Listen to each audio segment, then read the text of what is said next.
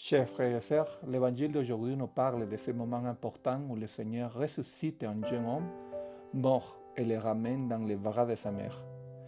Dans cet évangile, nous voyons ce miracle impressionnant du Seigneur ramenant du mort à la vie. Il devient palpable dans ce moment très fort et fait que tout le monde le loue parce que s'est passé.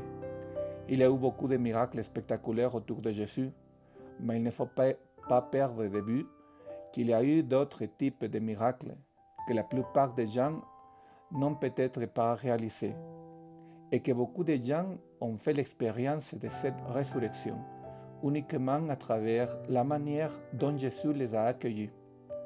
On dit qu'avec Jésus, il y avait nombreuses personnes qui, à un moment donné, ont simplement rejoint le groupe parce qu'elles se sentaient aimées et que le fait de se sentir aimées créait un lente transformation qui se transforme en résurrection. Il y a des gens qui sont vraiment sortis de l'enfer de leurs propres pensées, de leur égoïsme, de leur angoisse, et l'enfer de leur dépression et le fait d'être proche de Jésus leur a permis de purifier son cœur. Parfois nous pouvons penser que parce que Jésus était Dieu, il a obtenu la résurrection, mais ce n'est pas parce qu'il était Dieu, c'est parce que lorsqu'une personne vous transmet de l'amour et vous fait sentir aimé, votre vie est ressuscitée. Et cela ne signifie pas que les miracles, les merveilles qui se sont produits autour de Jésus n'étaient pas vrais.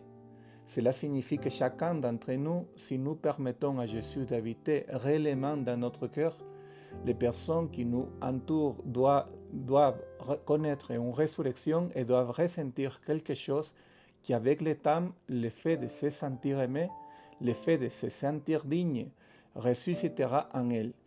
Ce n'est pas seulement le moment où nous rencontrons Christ, et peut-être que de nombreuses personnes parlent parfois du moment de la conversion et disent « J'étais impliqué dans la drogue avant, j'étais impliqué dans les vices et j'étais impliqué dans les trahisons.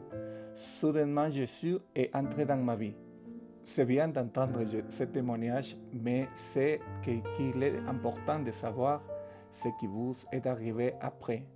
Parce qu'ensuite vient ce qui, pour beaucoup de gens, peut même être un message ennuyeux parce qu'il n'est pas si spectaculaire, parce qu'il n'est pas si sérieux. Un cinéaste avait l'habitude de dire que si les prêtres ne sont pas d'exorcistes ou de pédophiles, personne ne veut les écouter.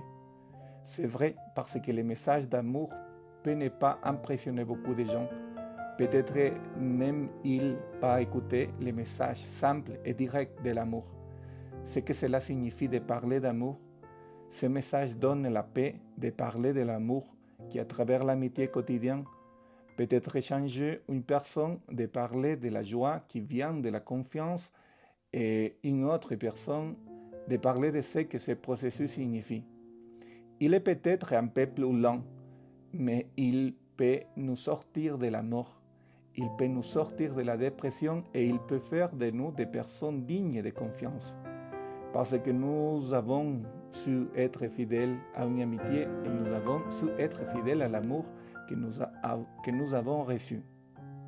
Pensons aujourd'hui à cette résurrection que le Seigneur nous offre et puissions-nous nous aussi proclamer comme ce jeune homme qui, à peine ressuscité, s'est mis à parler.